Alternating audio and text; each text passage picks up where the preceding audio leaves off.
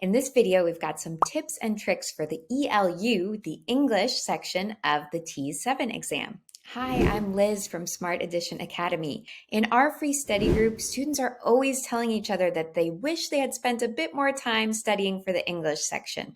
So don't forget to make time for ELU in your study plan. Make sure to check the links in the description below because we've got a link where you can sign up to take the free TEAS 7 practice test.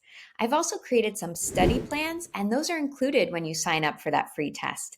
We've also got some links there for our TEAS 7 online course and that free study group I mentioned before.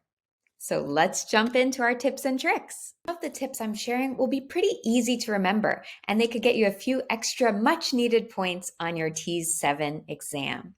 At the end of the video, we're going to have some special tips for people who have English as a second language or for people who didn't pass this ELU English language section the first time they took the test. First trick is the word fanboys.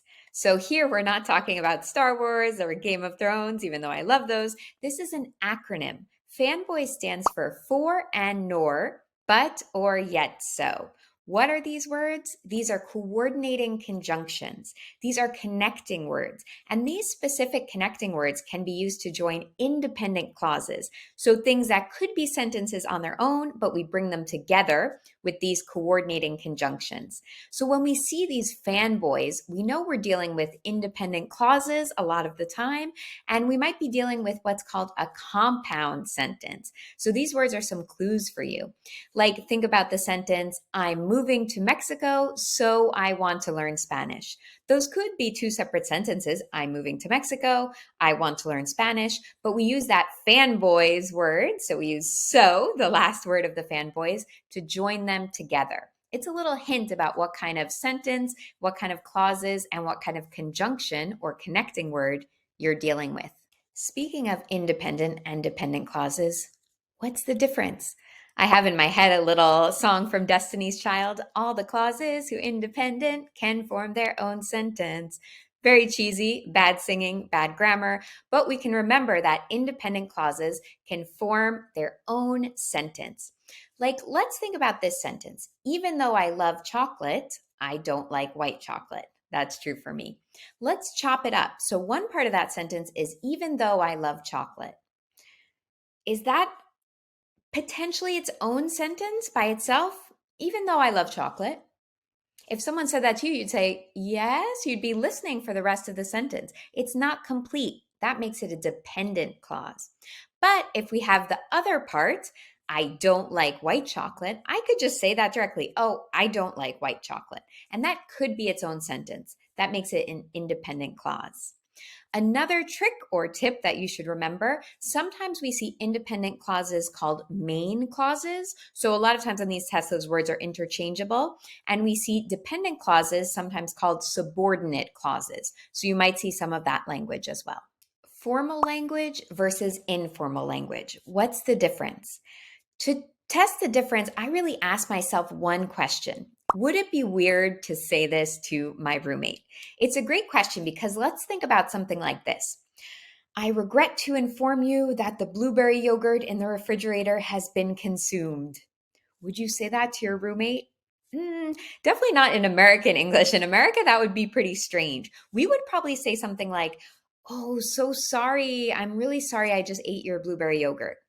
That's informal language that we use with our friends and our family and our personal life. The I regret to inform you the blueberry yogurt has been consumed. That's formal. And that's why it would sound strange to say it to a roommate. So that's the difference if you want to test.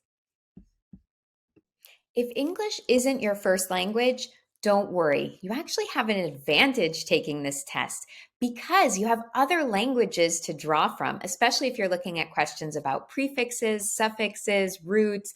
For example, the word malicious, it has M-A-L to start. In French and Spanish speakers will know that means bad. We know mal, malo. We know that means bad. So it can be a great advantage to know multiple languages. But that being said, there are some things you might want to review a little bit more than other students. One of those things is the irregular plurals. Of course, regular plurals in English are pretty easy. We stick an S at the end, one dog, two dogs, but there's a few different patterns of irregular plurals you should be aware of. For example, life becomes lives, this F to V change. Wife becomes wives. If you watch the show Sister Wives, for example, that's one pattern. Another pattern, if we have a consonant Y, like city, baby, those plurals are going to have IES. So the sound won't be so different, but the spelling will change there. And then we have some really, really irregular plurals, which I'm sorry to say you're just going to have to memorize: teeth, feet, children, women. So check out a list of those, check out a quiz for those, review those just to make sure you're comfortable with them. Another thing that can differ between English and other languages is punctuation. So I read some books in French and I don't really see a lot of semicolons. And it's a bit strange because in American schools, I learned a lot about the differences between commas and semicolons. Basically, what they taught us was that the semicolon is stronger than the comma. So the semicolon is strong enough to bring together two independent clauses that are connected, that are relevant to each other. For example, if I say, I love French food, semicolon, macarons are my favorite dessert. If I put a comma in between those clauses, that is not correct, but I can use the semicolon because it's considered strong enough to connect these two independent clauses. So, what if you didn't pass the English language usage section the first time you took the test? In that case, practice tests are your best friend. You need to be taking as many practice tests, doing as many practice questions as possible. Not just to practice, but also to identify and really look at those wrong answers and say, what's really challenging here? What's my big obstacle in this section? Is it punctuation that's really hard for me? Is it parts of speech that are really confusing? Or is it timing? Are you rushing through the test? Do you get to the end of the section and you feel like you don't have enough time to finish? You have to be aware of the timing because you want to move fairly quickly, but you also need to be really careful because English language usage, sometimes the difference is a comma or an apostrophe or something really small. So we need to read the questions and answers carefully. So timing is possibly your problem, or there could be one or two subjects that are really challenging you. And the practice test will help you identify and fix that. And of course, our final tip is to come join our study tribe. We've got on our site that free practice test and the study plans. You can check out our TEAS online course and you can join the study group. So we've got a ton of great resources on our site, and we also have a lot of new stuff that's going to be coming up on YouTube. So don't forget to give us a like and follow. See you in the next video.